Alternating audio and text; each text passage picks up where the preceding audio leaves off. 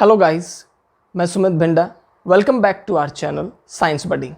आज के इस वीडियो में हम डिस्कस करेंगे different types of chemical reactions. Now we will discuss about displacement reaction and double displacement reaction.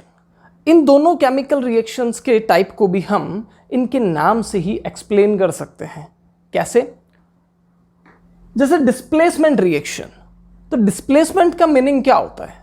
Displacement को हम हिंदी में कहते हैं विस्थापित करना। फॉर एग्जाम्पल, जस्ट सपोज कोई एक ऑब्जेक्ट है। ऑब्जेक्ट के तौर पे जस्ट सपोज ये पेन है।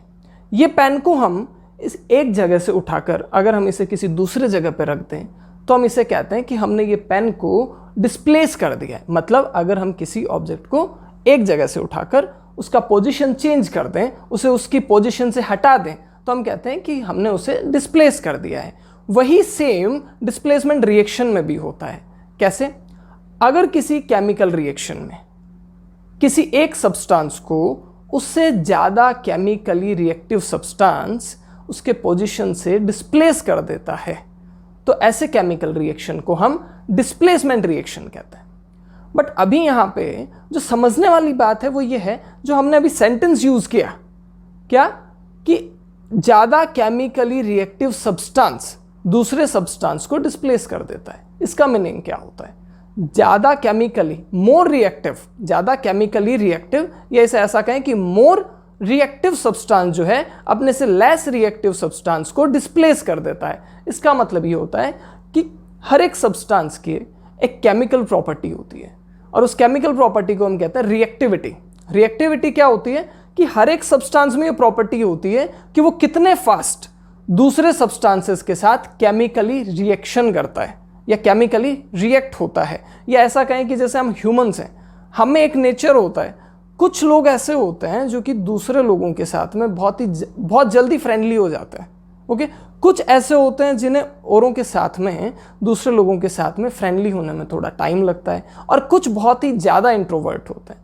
वैसे ही सेम अगर हम इसे ही सब्सटेंसेस के साथ में रिलेट करें तो कुछ सब्सटेंसेस तो ऐसे होते हैं जो कि दूसरे सब्सटेंसेस के साथ बहुत ही फास्ट केमिकली रिएक्ट कर लेते हैं। कुछ सब्सटेंसेस ऐसे होते हैं जो कि थोड़ा स्लो केमिकल रिएक्ट करते हैं, और कुछ सब्सटेंस ऐसे होते हैं जो कि बहुत ही स्लो केमिकली रिएक्ट करते हैं दूसरे सब्सटेंसेस के साथ में। तो ये जो इनका रिएक्टिविटी नेचर है, इसी पे बेस्ड है डिस्प्लेसमेंट रिएक्शन। कि जस्ट सपोज कोई ऐसा केमिकल रिएक्शन है, उसमें ऐसे सब्सटेंसेस हैं जिनमें से एक तो केमिकली मोर रिएक्टिव है और जो दूसरा है वो केमिकली लेस रिएक्टिव है। तो जो मोर रिएक्टिव सब्सटेंस है वो अपने से लेस रिएक्टिव सब्सटेंस को डिस्प्लेस कर देता है, और ऐसे ही केमिकल रिएक्शन को हम क्या कहते हैं? Displacement reaction. कैसे? A reaction in which a more reactive element displaces less reactive one. एक ज्यादा रिएक्टिव एलिमेंट अपने से कम रिएक्टिव एलिमेंट को डिस्प्लेस कर देता है। फॉर एग्जाम्पल, हम यहां पे एक एग्जाम्पल डिस्कस करते हैं। यह है आयरन और कॉपर सल्फेट का। ये बेसिकली जब हम नोटबुक में इसके बारे में पढ़ते हैं तो ये एक एक्सपेरिमेंट है। इस एक्सपेरिमेंट में हम एक बीकर में कॉपर सल्फेट का सॉल्यूशन लेते हैं जो कि ब्लू कलर का होता है, और हम एक नया आयरन नेल लेते हैं जो कि एकदम शाइनी सरफेस वाला होता है। अभी हमें ये एक्सपेरिमेंट में क्या करना है कि जिस बीकर में हमने कॉपर सल्फेट का ब्लू सॉल्यूशन लिया है उसमें हम आयरन नेल को इमर्स कर देते हैं, मतलब आयरन नेल को उस सॉल्यूशन में डुबा देते हैं। थोड़े टाइम में हम क्या ऑब्जर्व करते हैं कि आयरन नेल जो है वो धीरे धीरे ब्राउनिश हो जाता है। आयरन नेल जो कि नया था, शाइनी कलर था, वो अभी ब्राउनिश हो गया। ऐसा लगता है कि जैसे उस पर रस्ट लग गया है। और जो ब्लू कलर का कॉपर सल्फेट का सॉल्यूशन था, उसका ब्लू कलर धीरे धीरे फेड होने लग जाता है, लाइट ब्लू होने लग जाता है। उसका रीज़न क्या होता है? उसका रीज़न है कि आयरन को जैसे ही हम कॉपर सल्फेट के सॉल्यूशन के साथ ऐड करते हैं तो आयरन कॉपर सल्फेट के सॉल्यूशन में से कॉपर को डिस्प्लेस कर देता है। बिकॉज आयरन जो है कॉपर से ज़्यादा रिएक्टिव होता है, कॉपर से ज़्यादा केमिकली रिएक्टिव सब्सटेंस है, इसलिए वो कॉपर सल्फेट के सॉल्यूशन से कॉपर को तो डिस्प्लेस कर देता है और खुद सल्फेट के साथ केमिकल कंपाउंड बना लेता है। कैसे? Iron plus copper sulphate.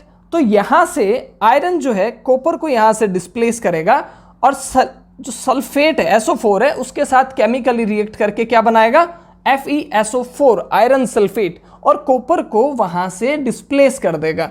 तो इस तरह से इस केमिकल रिएक्शन को क्या कहा जाता है, डिस्प्लेसमेंट रिएक्शन।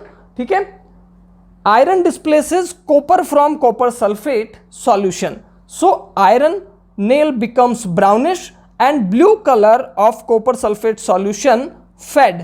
ये क्वेश्चन काफी बार पूछा जाता है कि आयरन नेल का जो कलर है वो ब्राउनिश क्यों हो जाता है और कॉपर सल्फेट का ब्लू कलर फेड क्यों हो जाता है। तो उसका रीजन हम यहाँ पे एक्सप्लेन कर चुके हैं।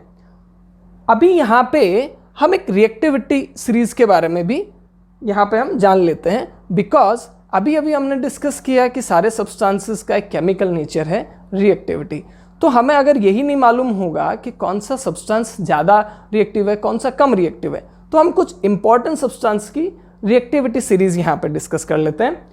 फॉर एग्जाम्पल कुछ सब्सटेंसेस का हमने यहाँ पे रिएक्टिविटी सीरीज लिया है जिसमें सबसे ज़्यादा रिएक्टिव होता है पोटेशियम, उसके बाद में होता है sodium, calcium, magnesium, aluminium, zinc, iron, lead, यहाँ पे हम देखेंगे फिर copper, mercury, silver and gold. तो ये क्या है, ये एक रिएक्टिविटी सीरीज है जो कि हमें हेल्प करता है डिस्प्लेसमेंट रिएक्शन को अच्छे से एक्सप्लेन करने के लिए। अभी ये रिएक्टिविटी सीरीज से रिलेटेड भी एक क्वेश्चन काफ़ी बार पूछा जाता है, वो क्या कि सिल्वर और गोल्ड सबसे ज़्यादा या ऐसा कहें कि मोस्ट वैल्यूएबल मेटल्स क्यों होते हैं। उसका क्या रीज़न है कि हम सारे ऑर्नामेंट, या तो ऐसा पूछा जाता है कि most valuable metal silver and gold क्यों होते हैं, या फिर ऐसा पूछा जाएगा कि मोस्ट ऑफ ऑर्नामेंट सिल्वर और गोल्ड से ही क्यों बनाए जाते हैं। तो उसका रीज़न है कि सिल्वर और गोल्ड दोनों ही रिएक्टिविटी सीरीज में सबसे लास्ट आते हैं। इसका मतलब है कि ये सबसे कम रिएक्टिव होते हैं।